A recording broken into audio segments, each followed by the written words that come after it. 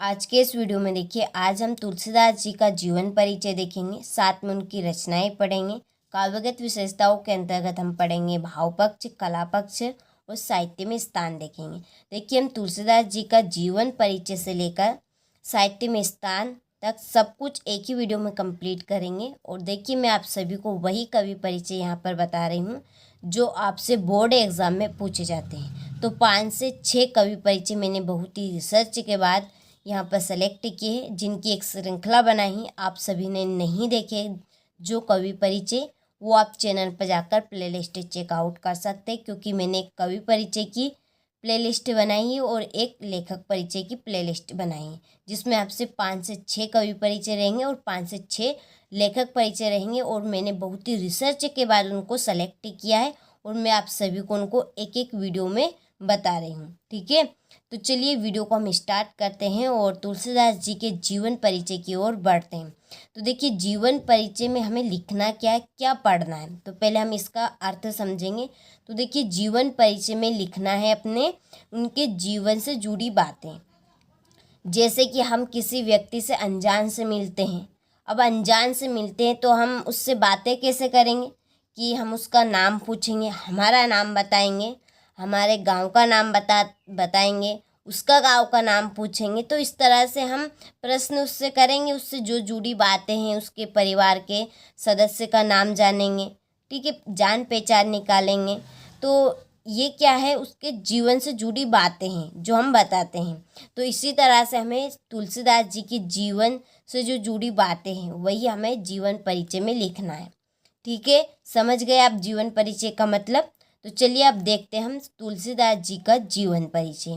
तो देखिए, तुलसीदास राम के अनन्य भक्त थे। देखिए, इस लाइन में आपका जो अनन्य शब्द आया है, इसका मतलब क्या है। अनन्य का मतलब होगा कि सबसे ज़्यादा हम किसको मानते हैं, सबसे ज़्यादा। तो जो तुलसीदास जी थे वो सबसे ज़्यादा किसको मानते हैं, राम भगवान को। देखिए, वो सबको मानते तो है, सब भगवान को, लेकिन सबसे ज़्यादा वो राम भगवान को मानते हैं।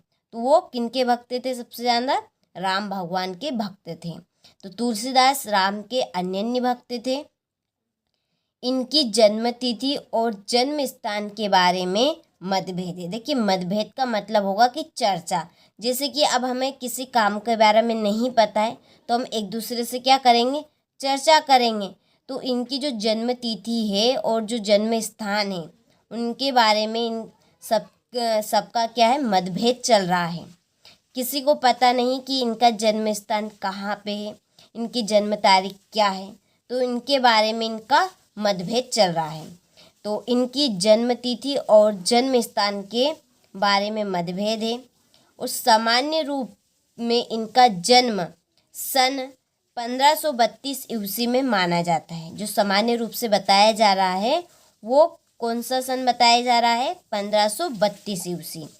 और कुछ विद्वान इनका जन्म 1497 ईस्वी में मानते हैं। और कुछ विद्वान इनका जो जन्म तारीख है वो 1497 बताते हैं। ठीक है, आपको एक तारीख याद रखनी, दो तारीख नहीं याद रखनी। आपको याद रहे तो याद रखनी, याद नहीं रहे तो नहीं रखनी। ठीक है, सिंपल सी बात है। और इनका जन्म उत्तर प्रदेश में राजापुर ग्राम में हुआ था। इनका जन्म सामान्य रूप से जो माना जाता है वो उत्तर प्रदेश में राजापुर ग्राम में मानते हैं। और कुछ विद्वान इनका जन्म सोरो जिला एटा में मानते हैं। देखिए, यहाँ पर कुछ विद्वानों का मानना है इनका जन्म स्थान के बारे में। तो सोरो के जो सोरा नामक जो जिला है उसमें एक गांव है, उसका नाम क्या है, एटा, उसमें ये मानते हैं। और कुछ गुरु नरहर सिंह, ठीक है, नरहरि दास ने इनकी पढ़ने की व्याख्या की। बड़े होने पर इनका विवाह दीनबंधु पाठक की पुत्री रत्नावली से हुआ। जब ये बड़े हुए तो इनका विवाह दीनबंधु जो पाठक थे उनकी पुत्री रत्नावली से हुआ। और पत्नी के व्यंग बाणों से आहत होकर अयोध्या आ गए। तो ये पत्नी से घबरा के कहाँ पे आ गए, अयोध्या आ गए। और रामचरितमानस की रचना की। फिर उन्होंने क्या की? रामचरितमानस की रचना की। और इनकी मृत्यु सन 1623 ईस्वी में हुई। फिर इनकी मृत्यु कौन से सन में हो गई? 1623 ईस्वी में हो गई। ठीक है, तो ये था इनका जीवन परिचय, इनके जीवन से जुड़ी बातें जो हमने जीवन परिचय के अंतर्गत देखिए। आप सभी देखिए, इसमें से जो लाइन कट करना चाहते कट कर सकते हैं, आपको नंबर मिल जाएंगे, क्योंकि 10% जिलों में जीवन परिचय पूछा जाता है और 90% जिलों में आपसे रचनाएं पूछी जाती है, काव्यगत विशेषताएं पूछी जाती है और साहित्य में स्थान पूछा जाता है। तो आपको फोकस किन पे करना है?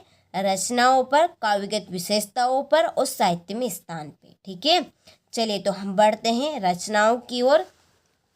तो देखिए, इनकी रचनाएं काफ़ी सिंपल और बहुत ही अच्छी रचनाएं हैं। ठीक है, अब इन्होंने रामचरितमानस की रचना की, तो यही इनकी रचना है पहली। तो ये है इनकी पहली रचना रामचरितमानस। दूसरी है कवितावली, तीसरी है गीतावली, चौथी है आपकी दोहावली, और पांचवी बरवे रामायण, जानकी मंगल, विनय पत्रिका और हनुमान बाहुक। ठीक है, आदि। तो इसमें से आप केवल 3 रचनाएं याद करिएगा जो आपको अच्छी लगे। ठीक है, ये आप ये याद कर लीजिए, एक धार आप ही। ठीक है, एक सार है ये, कवितावली, गीतावली, दोहावली। ठीक है, जानकी मंगल। तो आपको 3 रचनाएं याद करनी, तो आप कंप्लीट कर लेंगे रचनाओं को, 1-2 बार पढ़ेंगे तो आपको याद हो जाएगी। चलिए अब हम काव्यगत विशेषताओं की ओर बढ़ते हैं। तो काव्यगत विशेषताओं में हमारा भाव पक्ष रहेगा और कला पक्ष। देखिए, भाव पक्ष में हमें क्या लिखना है? तो भाव पक्ष में लिखना है कि इन्होंने क्या क्या किया, इनको क्या कौन सा सम्राट माना जाता है, इन्होंने अपने काव्य में किन भावों का सागर लहराया है। ठीक है, तो ये हमें भाव पक्ष के अंतर्गत लिखना है। चलिए तो हम देखते हैं इनका भाव पक्ष। तो भाव पक्ष की आपको हेडिंग डालना है और फिर लिखना है कि तुलसीदास जी भाव जगत के सम्राट हैं। उनकी रचनाओं में धार्मिक, साहित्यिक एवं दार्शनिक भाव का सागर लहराता है। ये भक्त कवि के साथ साथ समाज सुधारक भी माने जाते हैं। तो क्या हमारा इनका भाव पक्ष कि तुलसीदास जी भाव जगत के सम्राट हैं। इनकी रचनाओं में धार्मिक, सामाजिक एवं दार्शनिक भाव का सागर लहराता है, यानी कि देखने को मिलता है धार्मिक, सामाजिक और जो दार्शनिक भाव है, ये भाव इनकी रचनाओं में देखने को मिलता है। और तुलसीदास जी भक्त कवि के साथ साथ एक समाज सुधारक भी है। ठीक है, पॉलिटिशियन भी, जो समाज को सुधारते हैं, पॉलिटिशियन के अंतर्गत आते हैं। तो तुलसीदास समाज सुधारक भी थे। ठीक है, कवि के साथ ये क्या थे? समाज सुधारक भी थे। तो चलिए, ये इनका भाव पक्ष हो गया। अब हम इनका कला पक्ष देखते हैं। तो देखिए, कला पक्ष में क्या लिखना है कि इन्होंने अपने काव्य में कौन सी भाषा, ठीक है, कौन सी भाषा प्रयोग की, इन्होंने कौन कौन से छंद, कौन कौन से अलंकार, कौन कौन से मुहावरे अपने वाक्य में प्रयोग किए। ठीक है, तो ये आपको कला पक्ष के अंतर्गत लिखना है। देखिए, आपको किसी का कला पक्ष नहीं आता है तो देखिए यहाँ पर मैं आपको 2 लाइन बता देती हूँ। वो सभी कला यदि नहीं आता है तो उस टाइम में आपको ये ट्रिक आजमानी है। तो कला पक्ष में आपको क्या लिखना है कि भाषा बता देनी है। अधिकतर जो कवि अपने काव्य में भाषा का प्रयोग करते हैं वो ब्रज भाषा और एक अवधी भाषा, इन दोनों भाषाओं का अधिक अपने काव्य में प्रयोग करते हैं। और एक लाइन तो आपकी कॉमन सेंस है कला पक्ष में कि ये मुहावरों, लोकोक्ति और अलंकारों का प्रयोग करते हैं। ठीक है, यदि आपको किसी का कला पक्ष नहीं आता है तो आपको उसमें ये ट्रिक आजमानी है। ठीक है, उस टाइम पे आपको फिर ये ट्रिक आजमानी है। आपको आधा अधूरा नंबर तो मिल जाएगा। अब उसमें से आप खाली छोड़ेंगे तो आपको नंबर नहीं मिलेंगे। आप लिखेंगे तो आपको थोड़ा बहुत तो नंबर मिल जाएगा, तो आप लिख दीजिएगा। ठीक है, उनकी भाषा। और ये दूसरी लाइन ये लिखिएगा कि इन्होंने अपने काव्य में मुहावरों, लोकोक्ति और अलंकारों का प्रयोग किया है। ठीक है, चलिए अब हम देखते हैं इनका कला पक्ष तुलसीदास जी का। तो देखिए तुलसीदास जी ने अपने काव्य में ब्रज भाषा तथा अवधी दोनों ही भाषाओं का प्रयोग किया है, जैसा कि मैंने अभी बताया था आपको। तथा इन्होंने अपने काव्य में दोहा, छंद आदि का प्रयोग किया। आदि का मतलब है कि इन्होंने मुहावरों का भी प्रयोग किया है, लोकोक्तियों का भी प्रयोग किया है, और दोहा छंद के अलावा इन्होंने छप्पद में छई, इसके बाद में रोला छंद, उलाला छंद, इस तरह के गंज काव्य में अपने छंद का प्रयोग किया है। ठीक है, चलिए इसके बाद में हमारा है साहित्य में स्थान। साहित्य में स्थान काफ़ी सरल रहेगा कि तुलसीदास जी का साहित्य में एक सम्मानजनक स्थान है। इन्होंने रामचरितमानस जैसे महाग्रंथ की रचना की है। इनके लिए ये हमें सदैव स्मरणीय रहेंगे।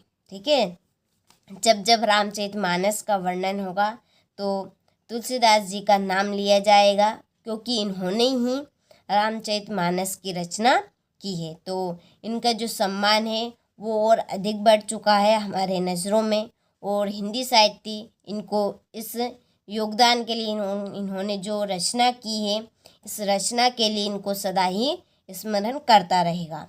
ठीक है, तो काफ़ी सिंपल है इनका साहित्य में स्थान कि तुलसीदास जी का साहित्य में एक सम्मानजनक स्थान है। इन्होंने रामचरितमानस जैसे महाग्रंथ की रचना की, और इसके लिए ये हमें सदैव स्मरणीय रहेंगे। ठीक है, तो चलिए आपको अच्छे समझ में आ गए होंगे तुलसीदास जी का जीवन परिचय से लेकर इनका साहित्य में स्थान तक सब कुछ A to Z जो मैंने आपको एक ही वीडियो में कंप्लीट करवाया है। ठीक है, यदि आप सभी ने स्क्रीनशॉट नहीं लिया हो तो स्क्रीनशॉट आप ले लें। देखिए आप सभी को इस चैनल के ऊपर में देखिए वही कवि परिचय बताऊंगी जो आपसे बोर्ड एग्ज़ाम में अधिकतर पूछे जाते हैं, और बहुत ही रिसर्च के बाद मैंने 5 से 6 कवि परिचय और लेखक परिचय सेलेक्ट किए हैं, और उनकी मैं आपको श्रृंखला चला रही हूँ। ठीक है, तो आप अच्छे से इनको कंप्लीट कीजिएगा।